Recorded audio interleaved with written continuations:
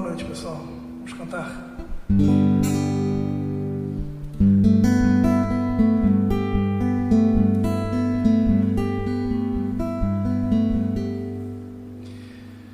É o teu povo aqui presente, todos numa só voz, declarando que só Tu és grande. Exaltamos Teu doce nome,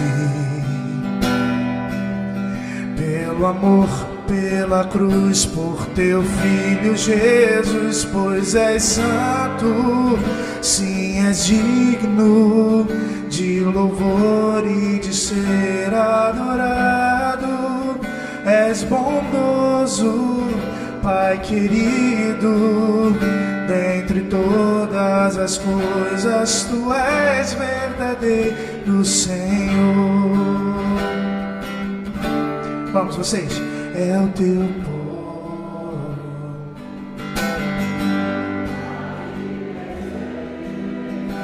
Vamos declarar juntos? Todos numa só voz, declarando que só. Vamos exaltar. Exaltamos Teu doce nome, pelo amor, por Seu Filho Jesus, pois és santo, sim, és digno de louvor e de ser adorado. És bondoso, Pai querido, dentre todas as coisas, Tu és verdadeiro Senhor. Pois és santo, sim, és digno de louvor e de ser adorado. És bondoso, Pai querido, dentre as coisas, Tu és verdadeiro Senhor. Tu és verdadeiro Senhor. Tu és verdadeiro Senhor.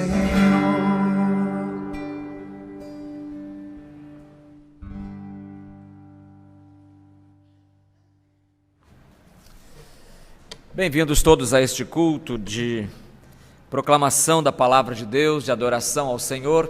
A Bíblia diz: não abandonemos a prática de nos reunir, como é costume de alguns, mas pelo contrário, animemo-nos uns aos outros, quanto mais vedes que o dia se aproxima. Então, em vez de abandonar a nossa congregação, como diz o autor de Hebreus, que nós possamos ter o prazer, a alegria de nos reunir na casa do Senhor. E é um prazer também ver as pessoas que estão ao nosso lado. Vou pedir então agora que você se levante e cumprimente aí o seu vizinho, o seu amigo, dando as boas-vindas em nome do Senhor.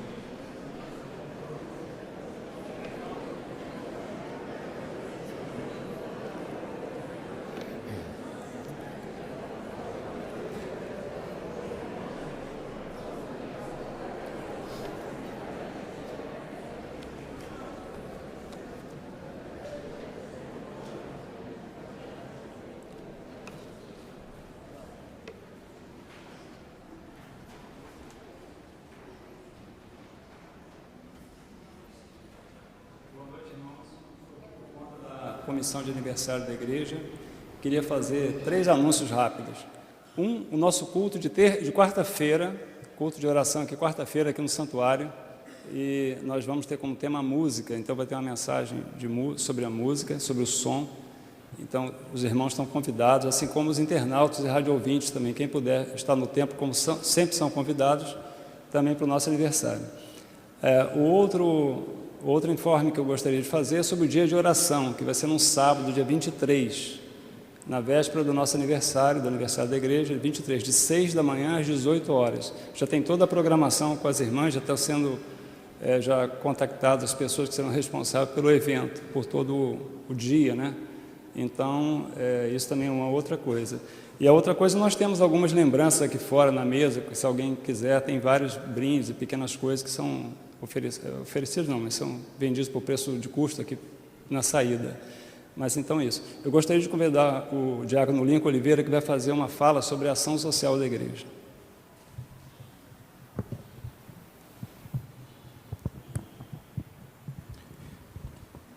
Boa noite, irmãos.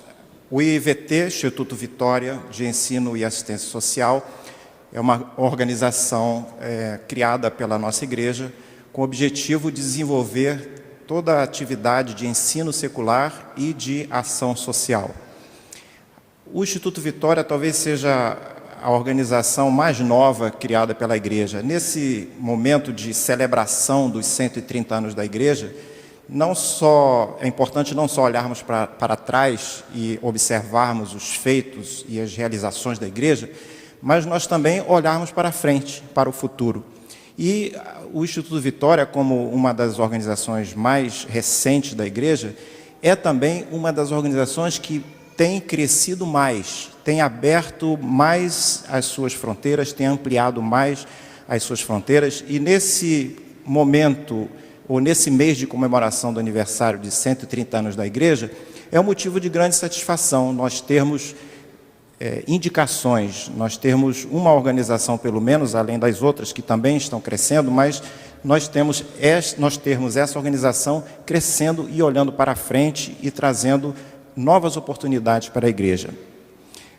Recentemente, nós reformulamos o site do IVT na internet, e eu gostaria de convidar você para visitar este site, é o ivt.org.br.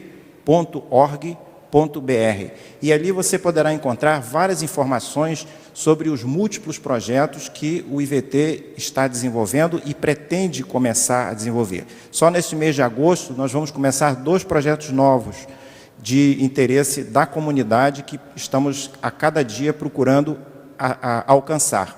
Então, nossa igreja se faz presente cada dia mais, não só no aspecto do Evangelho, mas no aspecto da ação social. Eu trouxe aqui para os irmãos um conjunto de algumas poucas fotografias, apenas para ilustrar algumas das atividades que nós temos feito. Esse é um dos projetos, chamado projeto que procura dar treinamento e qualificação, chamado Reforço do Futuro, para alunos de outras escolas que precisam de serem apoiados e reforçados o seu conhecimento. Então, é um projeto que está em desenvolvimento. Esse outro é o Celeiro, que os irmãos já conhecem há bastante tempo, e que agora o Celeiro faz parte do Instituto Vitória. Estamos também ampliando as atividades do Celeiro e dinamizando algumas atividades. Aqui nós temos o CVTI, que é o Centro de Vivência da Terceira Idade, que também faz parte do IVT, e que todos os domingos tem apresentado uma oportunidade de atividade para aqueles que da terceira idade e os seus acompanhantes também. Às 14 horas, todos os domingos, nós temos tido atividade. Aqui encontramos exemplos da Escola Vitória, que é uma divisão do Instituto Vitória, naquela vertente do ensino secular, que também tem atuado há mais de 70 anos na nossa comunidade.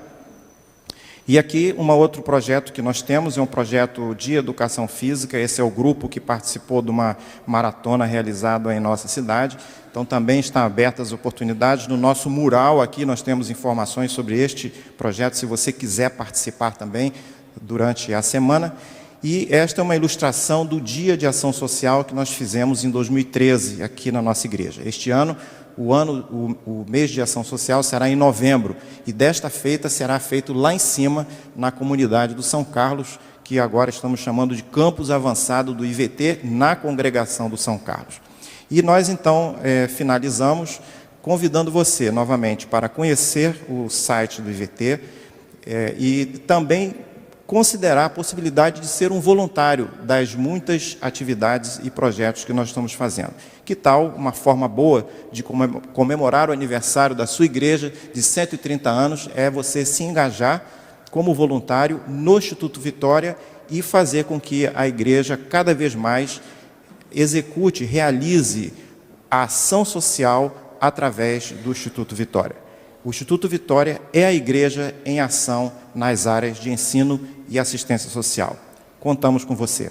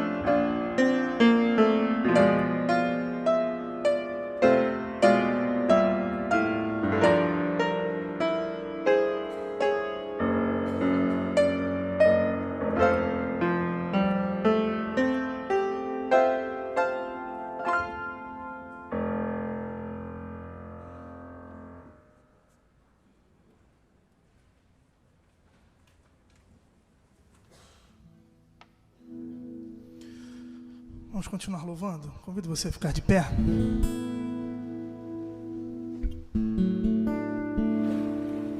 Nós começamos declarando que o povo de Deus aqui presente está para dizer que o nosso Deus é grande. Vamos continuar dizendo que Ele é grande.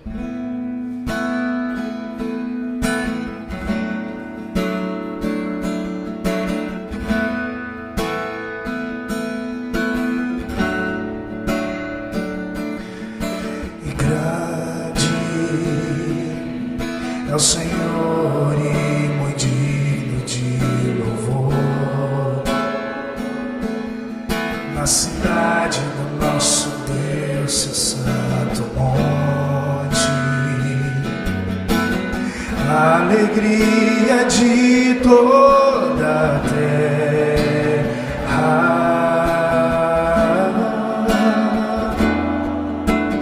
Grande é o Senhor em quem nós temos a vitória e que nos ajuda contra o inimigo. Por isso diante dele nos prostramos.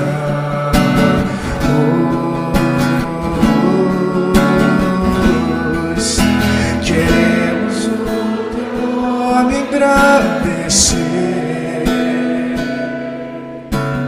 e agradecer-te por tua obra em nossas vidas. Confiamos em teu infinito amor. pois só Tu és o Deus eterno sobre toda a terra e céu. Só as mulheres, vamos lá. Grande é o Senhor e muito digno de louvor. Na cidade do nosso Deus, seu santo monte.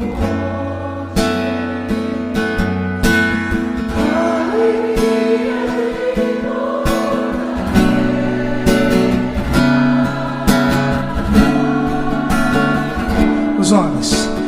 Grande é o Senhor em quem temos a vitória e que nos ajuda contra o inimigo. Por isso diante dele nos prostramos.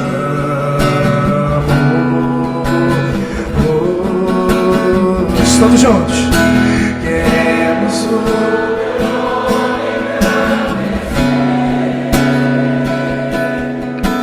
e agradecer-te por tua obra em nossas vidas. Confiamos em teu infinito amor, pois só tu és o Deus eterno sobre toda a terra e céus.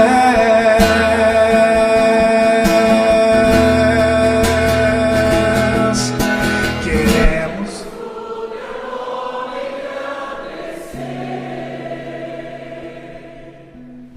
e agradecer-te por tua obra em nossas vidas. Confiamos em teu infinito amor, pois só tu és o Deus eterno sobre toda a terra. Só tu és o Deus eterno sobre toda a terra. De novo. Só tu és o Deus, para terminar, sobre toda a terra e céu.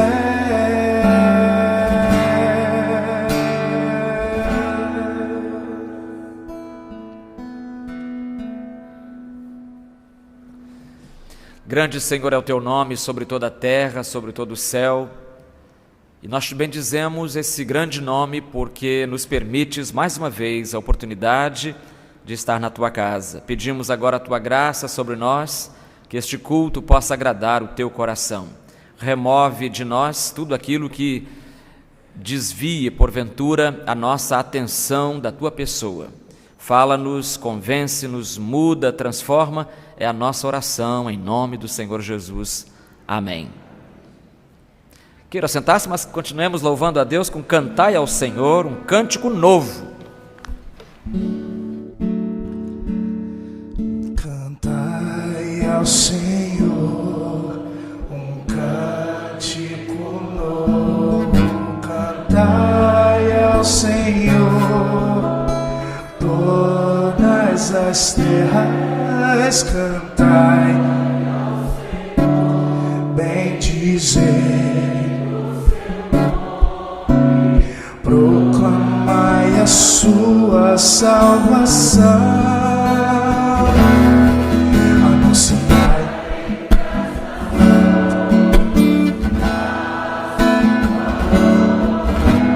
e entre todos os povos as suas maravilhas, porque grande é o Senhor e muito digno de ser louvado, mais temível do que falsos deuses. Glória estão diante dele, força e formosura no seu santuário. Glória e majestade estão diante dele, e força força e formosura no seu santuário. Cantai ao Senhor, cantai ao Senhor todas, ao Senhor bendizei o seu nome, proclamai a sua salvação, e anunciai a sua glória, e entre todos os povos as suas maravilhas,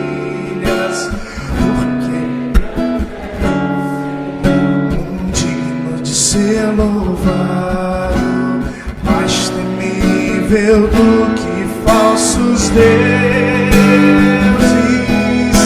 e glória e majestade estão diante dele, força e formosura no seu santuário, glória e majestade estão diante dele, força e formosura no seu.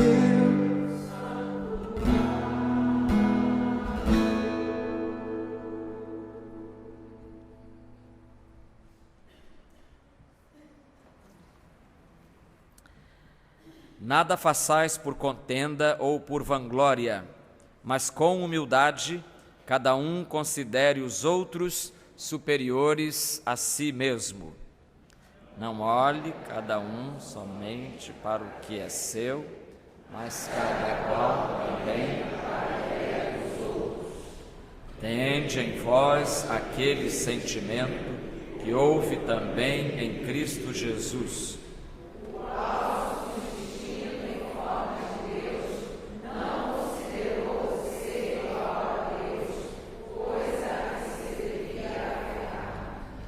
mas esvaziou-se a si mesmo, tomando a forma de servo, tornando-se semelhante aos homens, e achado na forma de homem, humilhou-se a si mesmo, tornando-se obediente até a morte e morte de cruz.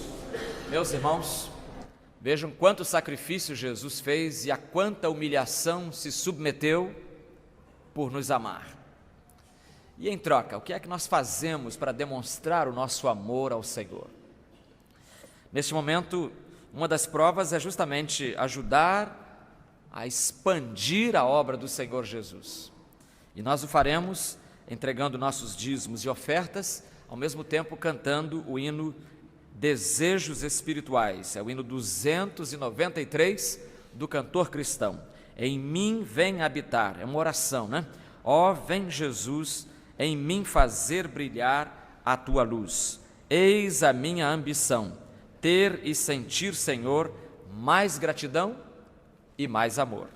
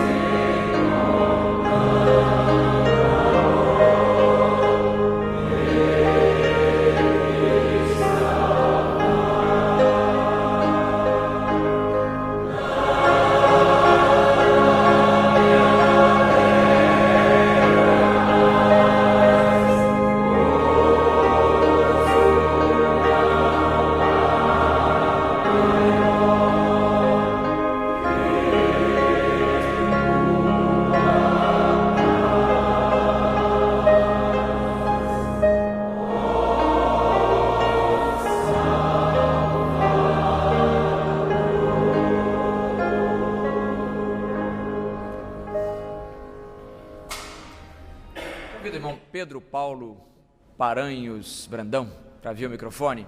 Ele orará a Deus agradecendo os dízimos, as ofertas e ao mesmo tempo intercederá pelos irmãos que temos em nossa lista de oração: Licínia Moreira, Maria Barcelos, Maria Ermelinda, Maria Machado, Marlene Fernandes, Martinha Rabelo, Nelita Decotelli, Neri Augustines Alves, Nilton Duarte, Odileia Rodrigues, Sara Carleane, Tereza Ferreira, Vânia Carvalho, Walter Lopes. Continuemos orando também pela família do irmão Erisson, diácono Erisson Moreira, que perdeu a sua mãe ao longo desta semana, lá em Vitória. Oremos também por Mateus Keitel, que está internado, e também pelo irmão Naor Cláudio Dias. Naor é irmão do irmão Fernando da flauta. Naor está internado, numa situação bem delicada no hospital, precisando muito mesmo do socorro, da direção do Senhor para os médicos e do socorro do Senhor para ele próprio. Curvemos as cabeças então, irmãos, e vamos orar ao Senhor, com o irmão Pedro Paulo. Deus maravilhoso, nosso Pai eterno, Pai de sentimentos, Pai de amor, Pai de bondade, aquele que verdadeiramente é bom, porque conhece cada uma das nossas necessidades e porque sabe todos os nossos momentos, e em todos eles, Deus que está presente conosco. Pai de amor, nós nos colocamos mais uma vez debaixo da Tua graça, debaixo dos Teus ouvidos, porque nós decidimos um dia depender de Ti e reconhecer que em Ti nós somos tudo, porque sem Ti nós nada somos. Ó Deus, nós queremos Te pedir, primeiramente, por aqueles irmãos que não menos necessitados do que nós, mas com situações de vida, com situações de saúde, com situações de abandono, cuja Tua presença se faz mais necessária. Por que mais necessária? Porque somente com a Tua presença nós conseguimos alívio para as nossas necessidades. Ó Deus de amor, Tu sabes cada uma situação, cada um problema, cada um anseio de todos eles. E só Tu, Senhor, podes preencher este vazio, pode atender esse momento de cada um deles. Ó Deus, nós queremos colocar também nas Tuas mãos e debaixo da Tua vontade. Primeiramente queremos Te pedir que o Teu reino venha sobre nós, para que a Tua vontade seja feita em nós. Queremos colocar esses dízimos, ofertas que foram depositadas nessas urnas e que elas possam ser empregadas, bem empregadas, conforme a Tua vontade, para que o Teu reino possa ser propagado aqui na terra, até que a volta de Jesus seja fisicamente uma realidade e possamos realmente deslumbrar a Tua glória, que já vemos nas nossas vidas, porque nós decidimos um dia, como dissemos, depender de Ti. Nós nada merecemos, mas é em nome de Jesus e pelos méritos de Jesus que ousamos chegar à Tua presença, porque Ele intercede por nós e nisso nós temos convicção. Amém. Obrigado. Nesta hora ouviremos a irmã Neaci cantando Na Quietude da Noite, e ela será acompanhada pelo piano e também pelo violino. Uma mocinha que está ali chegando, ela se chama Jéssica Yamazaki. Ela é filha do ministro de música Marcelo Yamazaki, a família esteve conosco hoje no culto da manhã. E a Jéssica, a violinista, é membro da Igreja Batista da Liberdade, em Porto Velho. E ela veio para o Rio de Janeiro agora, acabou de chegar, porque é aluna do primeiro ano da Faculdade Batista. Então, bem-vinda, Jéssica. Deus abençoe aí a sua vida e o seu instrumento.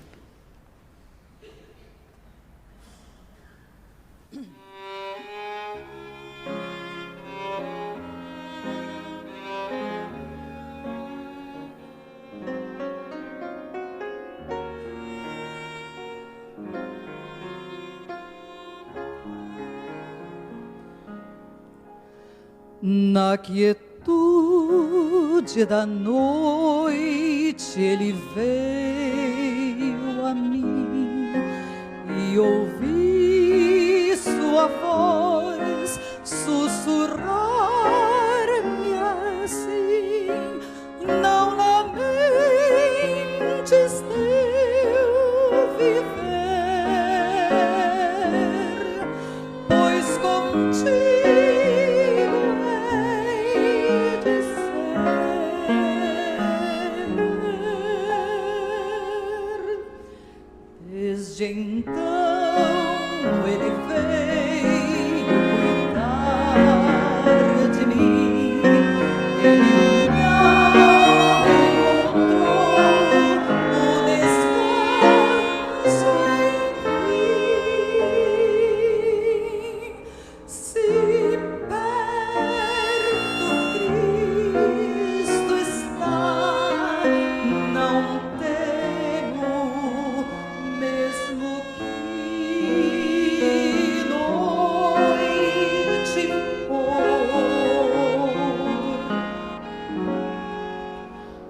Como é bom conversar com o meu Senhor numa noite feliz, sem qualquer temor, e sentimos que Jesus perto está e traz luz.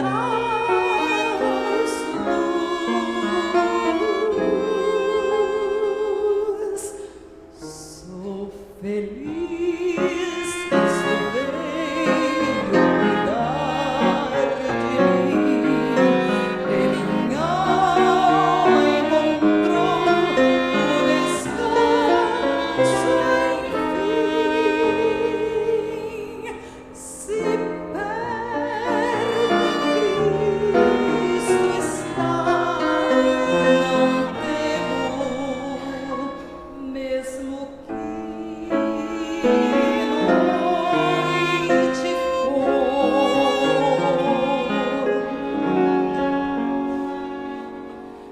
Na quietude da noite, Jesus virá, e este mundo em negror certo encontrará, qual criança ele vem. Ser fiel e crer também.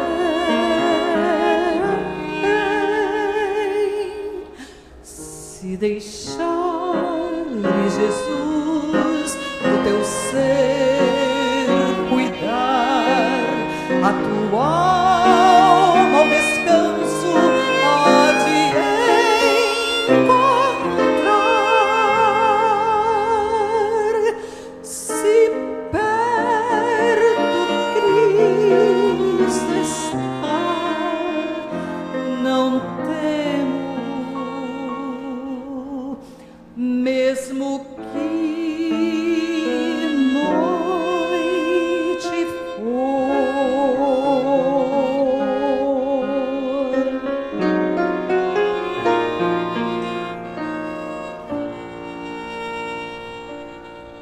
Mais perto quero estar, meu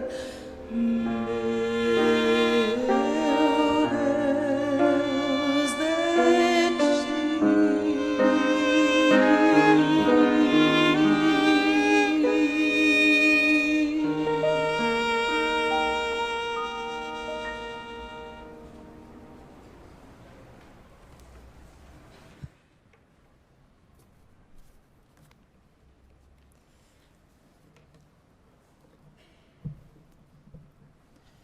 de Convido os irmãos a abrirem suas Bíblias em Mateus,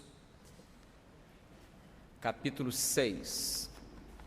Evangelho de Mateus, capítulo 6. Leremos os versículos de 1 a 4 e depois saltaremos para o versículo 16 a 18. Mateus 6, de 1 a 4 e 16 a 18.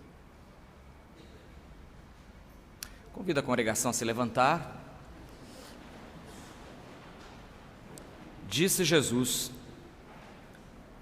cuidado para não praticardes boas obras diante dos homens, a fim de serdes vistos por eles. Do contrário, não tereis recompensa de vosso Pai que está no céu. Assim, quando deres esmola, não faças tocar trombeta diante de ti, a exemplo dos hipócritas nas sinagogas e nas ruas, para serem glorificados pelos homens. Em verdade vos digo que eles já receberam sua recompensa. Mas quando deres esmola, a tua mão esquerda não saiba o que faz a direita, para que a tua esmola fique em segredo, e teu Pai, que vê o que é secreto, te recompensará. versículo 16. Quando jejuardes, não vos mostreis entristecidos como os hipócritas, pois eles mudam a aparência do rosto, a fim de que os homens vejam que estão jejuando. Em verdade vos digo que eles já receberam sua recompensa. Tu, porém, quando jejuares, põe óleo na cabeça e lava o rosto, para não mostrar aos homens que estás jejuando, mas a teu Pai que está em secreto, e teu Pai que vê o que é secreto te recompensará. Por que fazemos o que fazemos? Deus e Senhor, obrigado pela tua palavra, obrigado pela inspiração que deste aos autores que registraram primeiramente a mensagem que lhes deste. Obrigado também pela conservação que o teu Espírito fez junto a este texto ao longo da história, de tal modo que ele chegasse até nós intacto. Nós te louvamos por essa preservação, pelo milagre da preservação do texto bíblico. Louvamos-te também pela iluminação que dás aos teus filhos quando leem a tua palavra. E é essa iluminação que agora também pedimos nesta oração, em nome de Jesus. Amém. Queira sentar-se.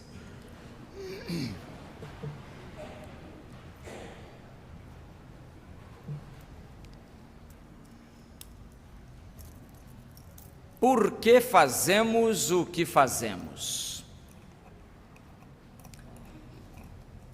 Na China, grande país da China, existe um shopping center que está sendo a maior sensação do país. Fica na cidade de Shenzhen. Para lá, para esta cidade, para este shopping center, se dirigem diariamente milhares de pessoas. Irmãos, milhares na China não é força de expressão. Mas por que esse shopping center atrai tanta gente? Agora sim, venha por quê. Tem 150 mil metros quadrados de construção, distribuídos por 5 andares. Esse shopping é aquilo que estão chamando de a capital mundial dos produtos falsificados. A capital mundial dos produtos falsificados. Para você ter uma ideia, um relógio Rolex, acho que é o mais caro do mundo. Eu fui ontem pesquisar na internet quanto é que está um Rolex hoje. Estava pensando em comprar um, sabe? Mas quando eu vi o preço, eu falei, não, é muito frouxo para o meu pulso. R$80 mil. Um relógio. Aqui, ó. Esse aqui não custou nada, foi presente. Não é? Funciona tanto quanto. Pois lá nesse shopping center da China, um relógio Rolex, falsificado, é claro, só tem um nome Rolex, você compra assim por R$150. Já pensou? De 80 mil para R$150? Que negócio da China, hein? Só na China mesmo. Será, meus irmãos, que é possível praticar uma religião falsificada em vez de praticar uma religião autêntica? É exatamente disso que Jesus trata no texto que nós lemos. Esse capítulo 6 é um capítulo muito importante no contexto do Sermão do Monte. Um comentarista do Sermão da Montanha, chamado Martin Lloyd-Jones, ele diz o seguinte: não há outro capítulo da Bíblia que mais promova a auto-humilhação e o abatimento do homem do que este 6º capítulo de Mateus.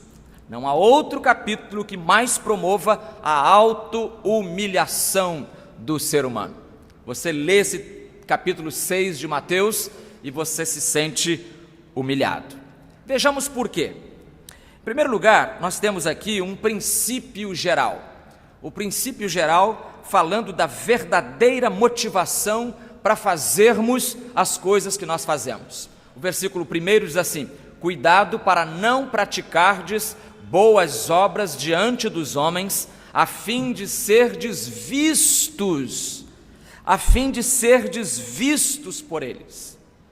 Meus irmãos, mais importante do que definir o que devemos e o que não devemos fazer, é saber por que fazer e por que não fazer.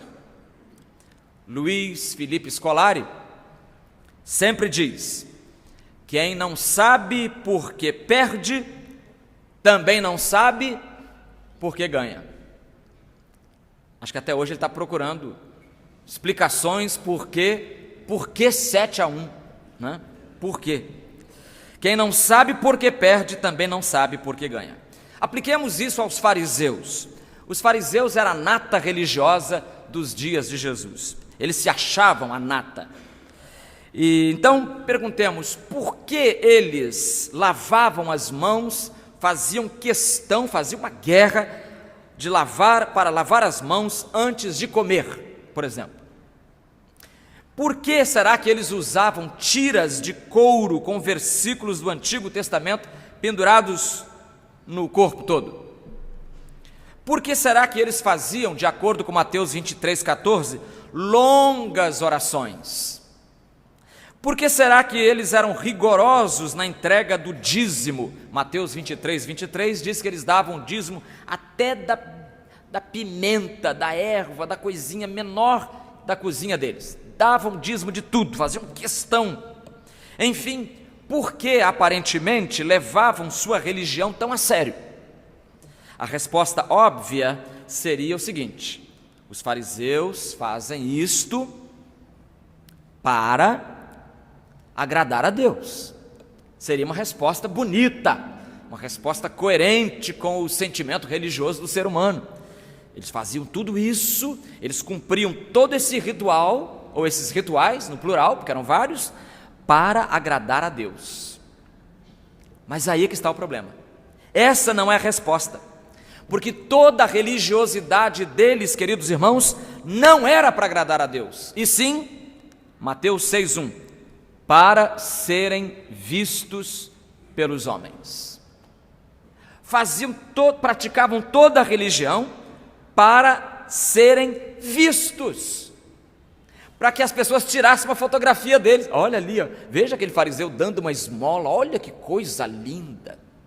Essa semana eu vi uma foto no Facebook, muito, eu diria interessante, mas é interessante para a nossa análise.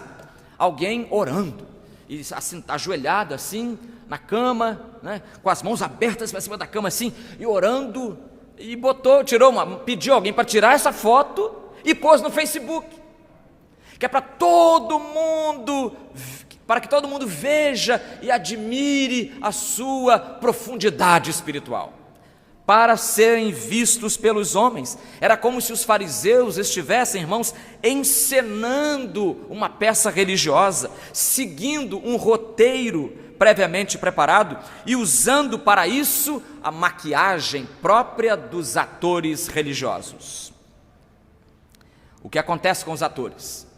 Quando a peça acaba, eles descem do palco, não é verdade? Descem do palco, mas antes eles são aplaudidos. Eu constato que eles são geralmente aplaudidos, mas pode ser que num caso ou outro eles também sejam vaiados, né? De vez em quando acontece isso aí, de algum ator descer chateado e xingando e cuspindo cobras e lagartos porque a plateia não o aplaudiu, pelo contrário, vaiou tudo. Então, o que acontece? O que acontece quando a peça acaba, eles descem do palco, aplaudidos ou vaiados, e tiram as máscaras e voltam a ser aquilo que eles sempre foram. Voltam a ser aquilo que eles sempre foram. Meus irmãos, neste nosso texto, Jesus denuncia o teatro dos fariseus. Jesus fulmina a fachada de fé que eles ostentam. E Jesus define o coração como o terreno próprio da experiência religiosa. Diz Jesus: teu Pai que te vê em secreto. Aqui é que está o mais importante. É aquilo que Deus vê em secreto. Vale muito mais do que toda a ostentação de vida religiosa que porventura uma pessoa ensene.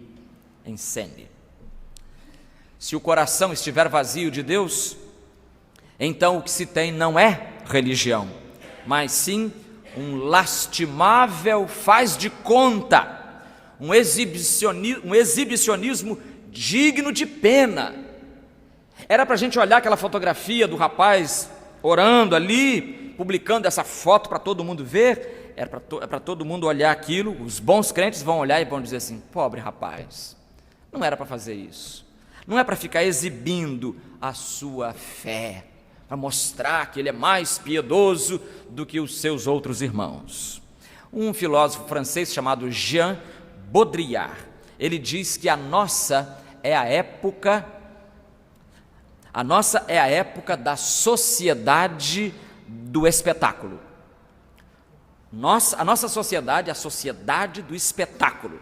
E realmente, a espetacularização, irmãos, parece invadir todos os domínios, todas as áreas da vida, não poupando nem mesmo a religião, não poupando nem mesmo o púlpito cristão.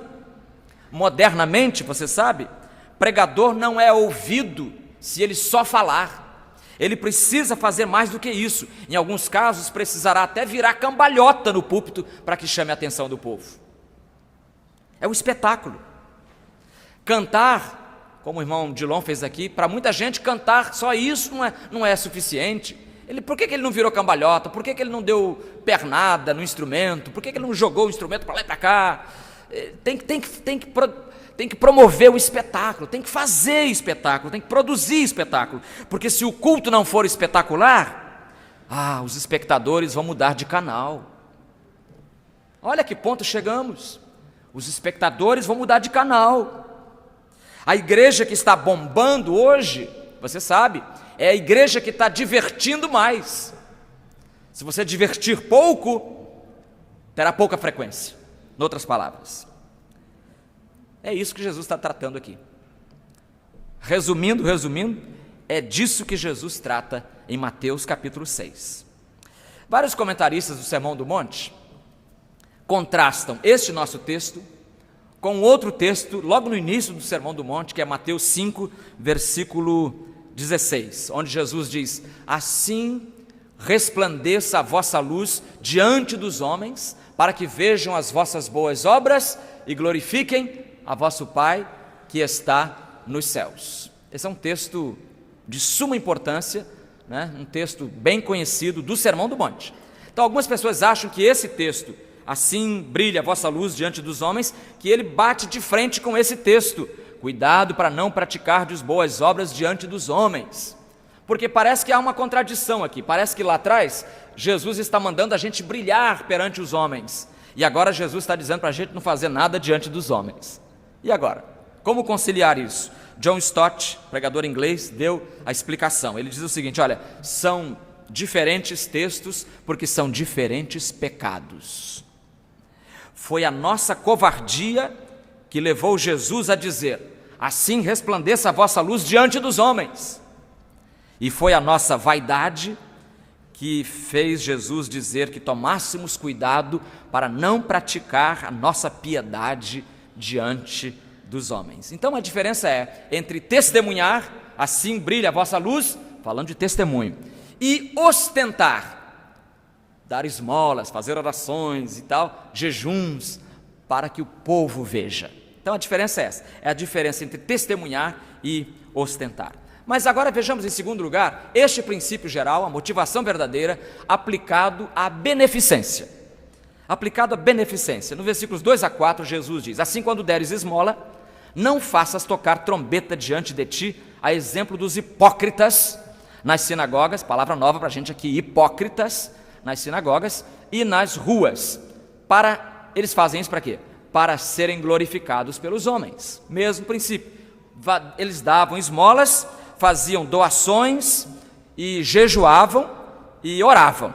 O tripé da piedade judaica consistia de três práticas. Era fazer doações, fazer oração e fazer jejum. Era o tripé da piedade judaica. Todo bom judeu devia fazer isso. Fazer doações, fazer jejum e fazer oração. O jejum era um bem que o judeu fazia a si mesmo. As doações, as esmolas, eram um bem que ele fazia às pessoas em seu redor. E a oração era um bem oferecido ao próprio Deus. Então vejamos o caso, aqui nós escolhemos o texto, o caso das esmolas, das doações e do jejum. Vamos lá, esmolas. A palavra esmola hoje lembra mais uma indústria a explorar a boa fé das pessoas do que uma demonstração genuína de amor. Quando se fala em esmola, a gente pensa em alguém, esse camarada está querendo levar vantagem. Fica ali na porta da igreja, na igreja católica geralmente, e arranja uma ferida na perna, ou simula uma doença, e fica ali pedindo. Alguns outros são doentes realmente, são doentes do corpo e também doentes mentais, que precisavam de tratamento, não ficar na porta de igreja pedindo esmola. Mas quando Jesus fala de esmola, Jesus se refere aqui à beneficência, à ajuda concreta que deve ser dada a alguém realmente necessitado. E nós, olhando à nossa volta, vemos pessoas que estão necessitadas. E nós temos que ajudá-las. E devemos ajudá-las. O Antigo Testamento já mandava fazer isso. Mas no Novo Testamento, nós também somos mandados a fazer isso. Recebemos a ordem de praticar boas obras. Agora, com detalhe, os crentes não fazem boas obras, eles não dão esmolas para serem salvos. Efésios 2, 8 e 9 diz: pela graça sois salvos por meio da fé, e isso não vem de vós, é dom de Deus, não vem das obras, para que ninguém se glorie. Mas o versículo 10 diz que nós fomos criados em Cristo Jesus para a prática de boas obras. Então veja, nós não somos salvos pelas boas obras, mas nós fazemos boas obras porque fomos salvos. Então, deixar de ajudar as pessoas realmente em necessidade é frustrar a Deus, já que Ele nos criou para fazermos boas obras. E você está fazendo boas obras? Está fazendo. Parabéns. Não precisa publicar no jornal, não precisa colocar no boletim da igreja. Pastor, manda colocar no boletim aqui que essa semana eu dei R$500 de esmola na rua. Não precisa. Se você fez isso, observou a necessidade de alguém, não precisa ser na rua, pode ser o seu vizinho, pode ser o seu parente, pode ser um estudante pobre que esteja precisando de ajuda, você deve ajudar, nós devemos ajudar, mas jamais publicar isso em algum lugar, em lugar algum. Para ser um bom cumpridor da lei, o judeu devia exatamente fazer isso, fazer boas obras. Os rabinos, os líderes espirituais dos judeus, até ensinavam uma coisa interessante. Eles ensinavam o modo correto de se ajudar. Eles diziam que o modo correto de ajudar alguém é, aspas, abre aspas, em secreto. Os rabinos já falavam isso. Nada de publicidade, né?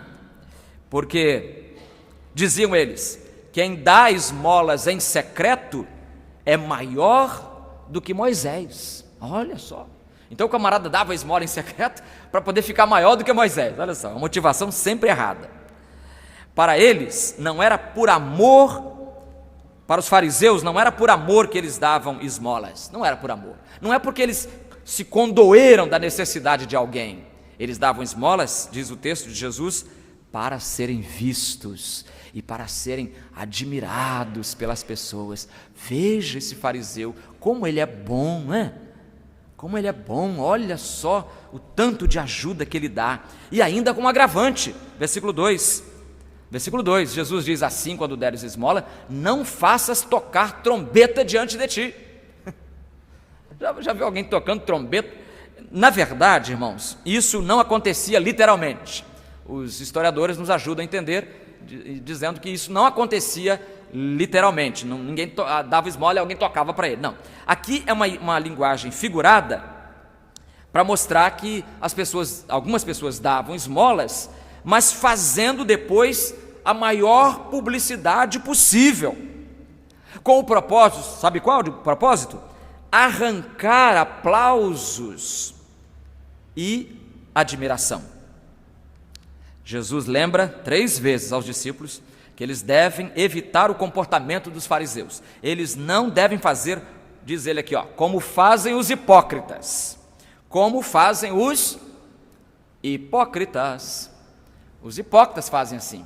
Aí Jesus então usa agora essa palavra hipócrita. E essa palavra hipócrita, meus irmãos, tem uma história interessante por detrás dela. Alguns de vocês já conhecem essa história, especialmente aqueles que são frequentadores assíduos de escola dominical. A palavra hipócrita, na Grécia Antiga, era usada para descrever um ator. O ator do teatro grego era chamado, no princípio, de hipócrita. Era um elogio. Olha que bom hipócrita que ele é, né? Rapaz, ele desempenha muito bem o papel. É um excelente hipócrita. Agora fica esquisito falar assim, mas então, naquela época, era elogio, era elogioso você chamar alguém de hipócrita. E o ator, ele tinha esse nome hipócrita porque era aquele que respondia ao outro. E usava uma máscara para desempenhar o seu papel. Alguns dizem que no teatro grego, no princípio, só havia homens, mulher não podia subir ao palco, e é perfeitamente compreensível isso. E eles então faziam o seguinte: o homem, quando ia fazer o papel de mulher, então botava uma máscara de mulher, roupa de mulher, e ia lá, né? E então as pessoas, que bonito, que grande hipócrita ele é, porque ele era homem, mas fazendo o papel de mulher de um modo convincente. Então, é daí que surge a palavra hipócrita, alguém que usa uma máscara. E Jesus não quer que nós usemos máscaras no nosso desempenho religioso. Por isso a pregação de Jesus, irmãos, ela denuncia a hipocrisia. E essa pregação é que vai conscientizar o hipócrita do seu terrível equívoco. Um pensador espanhol chamado Miguel de Unamuno disse o seguinte: o hipócrita não pode ser feliz. Para poder ser feliz, ele terá que se despojar da sua máscara. Então o hipócrita não consegue ser feliz, ele precisa se livrar da máscara da hipocrisia. Meus irmãos, a pregação genuinamente evangélica, a pregação do evangelho, com amor, mas também com franqueza, ajudará o hipócrita a se livrar da sua hipocrisia, a colocar no lixo a sua fantasia de piedoso, o seu uniforme de santarrão. A pregação fará isso. Santa pregação do evangelho. Foi o que Jesus fez em todo o seu ministério. Jesus chegava em Jerusalém e denunciava mesmo a religiosidade falsa, mascarada dos fariseus. Aliás, um professor alemão chamado Walter Günther diz que no tempo de Jesus havia um ditado entre os judeus, um ditado que afirmava que 90% de toda a hipocrisia do mundo podia ser encontrada em Jerusalém. Exatamente onde estava a essência da liderança religiosa dos seus dias. Então, os judeus diziam: 90% de toda a hipocrisia do mundo pode ser encontrada em Jerusalém. Jesus quer que seus seguidores sejam diferentes disso. Ele não quer que a gente ore e diga para todo mundo: veja, irmãos, olha os meus joelhos, olha, calejado. Sabe de que é isso aqui? Não é de futebol como você está pensando, mundano não sou, não, isso aqui, irmão, é de oração. 3 horas da manhã eu levanto e vou orar. Irmão, máscara. O grande escritor moderno, contemporâneo, chamado Philip Yancey, tem um livrinho gostoso chamado Maravilhosa Graça. E nesse livro, na página 186, ele relata uma experiência da sua igreja, da igreja em que ele se formou, a igreja da sua formação. E eu transcrevi para que você escute o que ele falou. A igreja que eu frequentava na minha infância realizava uma campanha anual para arrecadar fundos para missões. Do púlpito, o pastor citava os nomes e as quantias recebidas. Senhor Jones, $500. E ouçam isto: a família Sanderson oferece $2.000, louvado seja o Senhor. Diz ele, todos nós aplaudíamos e dizíamos amém, e os Sanderson ficavam ali, brilhando de alegria. Quando eu era criança, eu tinha fome desse tipo de reconhecimento público, não para promover a causa de missões, mas para encontrar aprovação e ser aplaudido. Uma vez eu fui à frente levando um grande saco de moedas. Acreditem, nunca me senti mais justo do que quando o pastor interrompeu o andamento do culto. Interrompemos o nosso culto e elogiou-me e orou pelas minhas moedinhas. E aí diz Yancey, recebi minha recompensa. Hoje, diz ele, a tentação ainda existe quando ofereço uma contribuição substancial para uma organização não lucrativa. Os beneficiários me dão um tratamento especial, com meu nome destacado no boletim da organização. Recebo cartas especiais do presidente que, explicam-me, são enviadas apenas ao grupo de doadores de elite. Admito que me deleito com as cartas elogiosas até ler novamente o Sermão do Monte. Eu me deleito em receber essas cartas até ler novamente o Sermão do Monte. Meus irmãos, é isso que Jesus está combatendo. Ele não quer que nós sejamos aplaudidos pelas nossas ofertas, pelas nossas orações, pelos nossos jejuns. E por falar em jejum, vem agora em terceiro lugar, o princípio aplicado ao jejum. Mateus 6, 16 a 18. Vamos falar um pouquinho agora do jejum. O jejum, não comer alimentos, agora os muçulmanos acabaram de sair do jejum de Ramadã, eles também têm um mês, só que o jejum deles é diferente, é jejum só durante o dia, porque à noite se empanturram. Não sei se você sabe disso. O jejum é só durante o dia, à noite vale tudo. Come-se um boi à noite para não ter fome nenhuma no dia seguinte. É assim lá. A gente ria muito com eles próprios às vezes brincam com essa coisa. Pois essa coisa de jejum é muito comum, era muito comum no Oriente, ainda é. Os assírios praticavam jejum, os egípcios faziam isso, os medos e os persas, os indianos, todos jejuavam, e quase sempre atrelando o jejum à religião. E o judeu, então, não fica para trás. O judeu também queria jejuar. O Antigo Testamento mandava fazer um jejum uma vez por ano, no dia da expiação, dia do Yom Kippur. No entanto, os fariseus do Novo Testamento, sempre querendo ser melhores do que Deus, ao invés de ser um dia por ano, eles colocavam jejum 2 dias por semana, meu irmão. Está pensando o quê? As segundas-feiras e as quintas-feiras. Segunda e quinta, judeu não comia nada. O fariseu não comia nada. O primeiro jejum registrado na Bíblia é o de Moisés, durante os 40 dias que passou no Sinai, conforme Êxodo 34, 28. E o dia da expiação, marcado também por um jejum rigoroso no calendário judaico, um dia por ano sem comer. Com o passar do tempo, o povo de Israel começou a achar, irmãos, era esse que é o perigo. Com o passar do tempo, o povo começou a achar que bastava jejuar para conseguir de Deus a bênção que o homem quisesse. A bênção que você quiser. Você ora, faz jejum e a bênção vem. Não tem errado. Não tem como errar.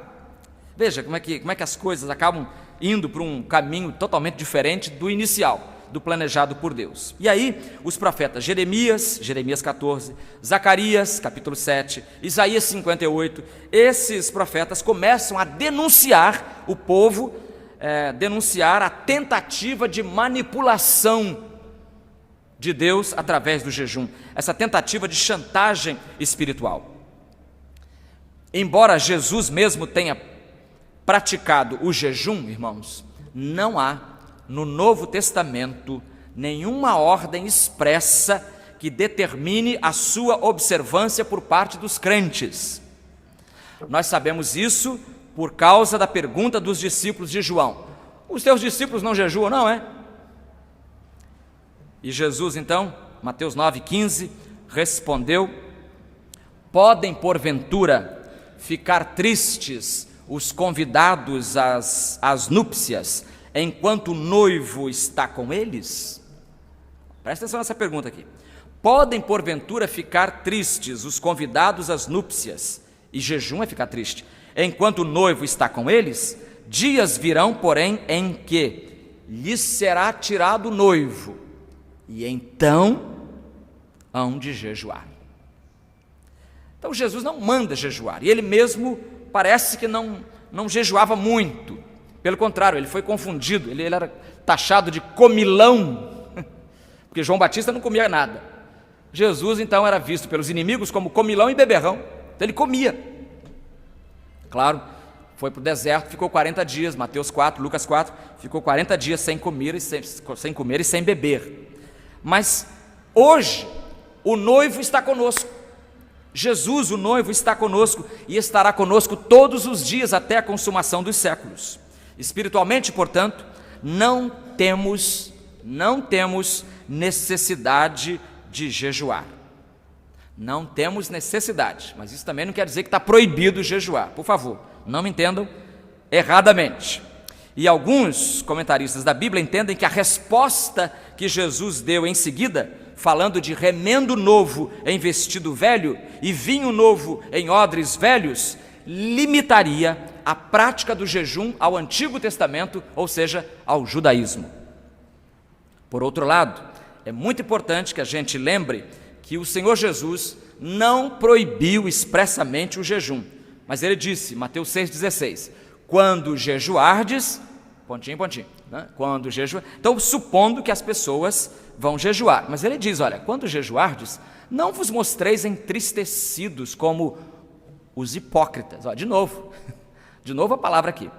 Não vos mostreis entristecidos como os hipócritas, pois eles mudam a aparência do rosto, a fim de que os homens vejam que eles estão jejuando. Imagina você, o judeu passando assim, fariseu passando, né? Aí eu tomo, olha lá, Simeão, jejuando, tá vendo? Vai cair na calçada, tá tão fraquinho, coitado. Quer dizer, era com esse propósito que eles jejuavam. Então Jesus diz, não faça isso. Tu, porém, Mateus 6,17, tu, porém, quando jejuares, põe óleo na cabeça, ou seja, né? Dá uma maquiada geral. Pôr óleo na cabeça naquela época era como brilhantina na década de 60. Você passava assim, com o cabelo ficava brilhando mesmo, por isso que era brilhantina, né? Lava o teu rosto, faz a barba, diria Jesus hoje, ou seja, dê ao seu rosto um aspecto de normalidade, um aspecto de gente deste mundo, e não um fantasma do outro, que você pareça alguém normal. Então o que Jesus censura aqui, na verdade, é a atitude com que os fariseus jejuavam, entristecidos, né? Não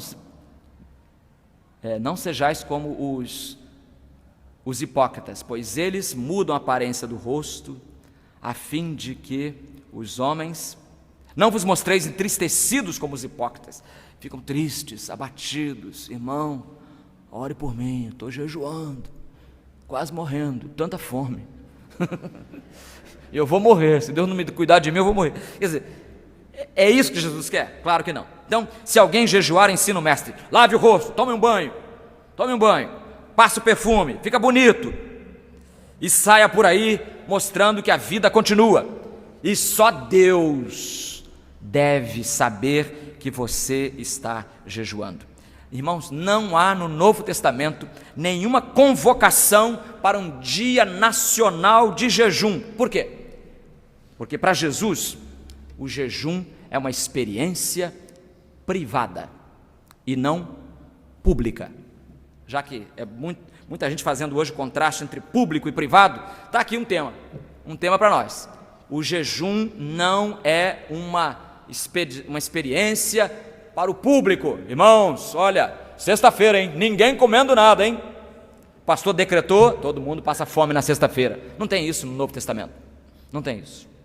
Se você pertence a uma igreja que está fazendo isso, pode desobedecer, que tem base bíblica, não é? Jesus diz, Mateus 6,18, para não mostrar aos homens que estás jejuando.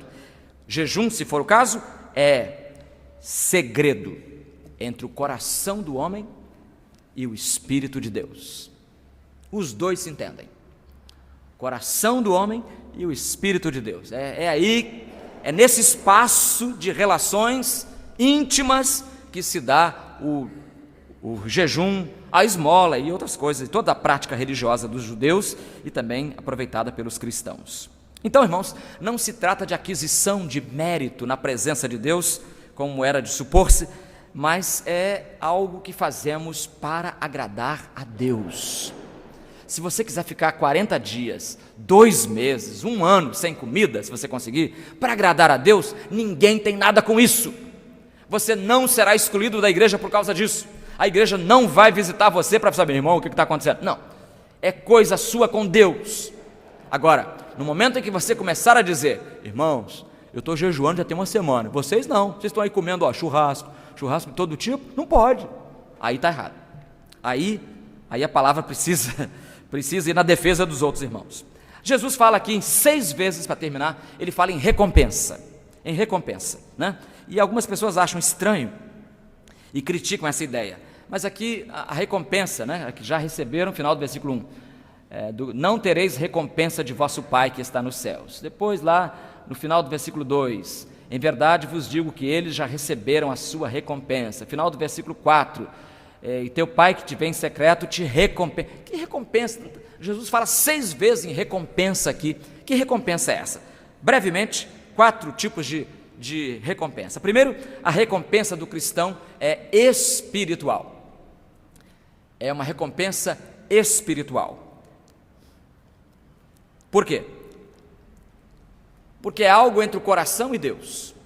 E as coisas espirituais, irmãos, por elas vale a pena lutar, porque elas são eternas. Segundo lugar, a recompensa é satisfação interior. A satisfação, você obedece a Deus e ninguém precisa bater palma. Você sabe, seu coração sabe que você está obedecendo a palavra de Deus. Satisfação interior. Outra recompensa, mais trabalho. Quando você obedece a Deus, quando você é fiel no pouco, Deus coloca você como fiel para ser mordomo também sobre o muito. Foste fiel no pouco, sobre o muito te colocarei. Então Deus dá mais trabalho. Por isso que é assim na igreja. Deus sempre dá mais trabalho para aqueles que já estão ocupados. Já notou isso? Já observou? As pessoas que não querem nada com a hora do Brasil na igreja, Deus parece que também se distancia, diz, tá bom, você não quer trabalhar, então fica aí mofando, fica aí apodrecendo, que eu vou usar quem já está por aqui, ocupadíssimo, eu vou usar essa pessoa. Sempre assim, não só nessa igreja, todo lugar é assim. E em último lugar, a recompensa do cristão consiste ainda no que tem sido chamado de visão de Deus, ou seja, a pessoa que cumpre a palavra de Deus, que obedece às ordens do Senhor, essa pessoa agrada ao Senhor, e o Senhor se agrada dela, e a convivência vai se aprofundando, de tal maneira que pode acontecer com essa pessoa o mesmo que aconteceu com Enoque. Gênesis 5, 24. Enoque andou com Deus, e não apareceu mais, porquanto Deus o tomou para si. Meus irmãos, fujamos, corramos de qualquer tipo de ostentação espiritual. Seja nosso desejo estar diariamente com Deus, conversando com Ele, em secreto, sozinhos, nós e Ele, sem nenhum tipo de publicidade, não por causa de recompensas materiais, mas porque estar com o Senhor e obedecer a Ele é espiritualmente renovador. Você vai sentir a diferença. Procure agradar a Deus, procure viver em comunhão com Ele a cada dia, e você vai ter a sua recompensa, porque o seu Pai, que vê você em secreto, te recompensará. Senhor, damos-te graças, porque és o nosso Deus, e porque Tua palavra procura corrigir as nossas falhas, os nossos erros de itinerário. Ela procura corrigir o nosso rumo, acertar o nosso passo. E, Senhor, ajuda-nos a não termos em nenhum momento uma espiritualidade forjada, mascarada, projetada para que a mídia veja, para que as pessoas aplaudam. Ó Deus, livra-nos disso e dá-nos um coração sincero diante de Ti, um coração que busque a Tua vontade, busque realizar o Teu querer a cada dia, sem estardalhaço. É a nossa oração, em nome de Jesus. Amém. Continue com a sua cabeça curvada. Enquanto você ouve o pós-lúdio nesta hora, peça ao Senhor que Ele complete no seu coração a mensagem desta noite, que Ele mude em você aquilo que precisar ser mudado, que Ele dê a você uma motivação nova. Por que fazer o que você faz? Para agradar os homens? Não vale a pena. Para agradar a Deus, só vale. Ore assim agora.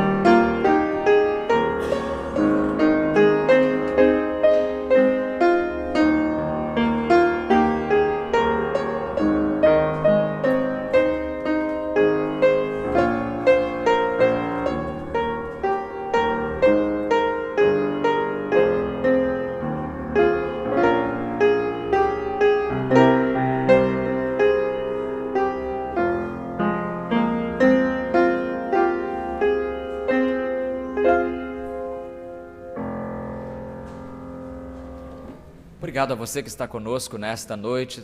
Sua presença nos trouxe muita alegria. Que o Senhor possa dar a você uma boa semana. Que você seja muito abençoado pelo nosso Deus. E nós queremos conhecer aquelas pessoas que nos dão a honra da sua presença hoje aqui. Fiquem de pé por alguns segundos, só para que conheçamos e agradeçamos melhor a você. Temos aqui na frente o nosso ministro de música, Marcelo Yamazaki, lá de Porto Velho. Veio só trazer a filha? Veio só trazer a Jéssica, né, para estudar aqui, né? Deus abençoe a família. É filha única ou tem mais filhos? Tem mais um. Tá certo.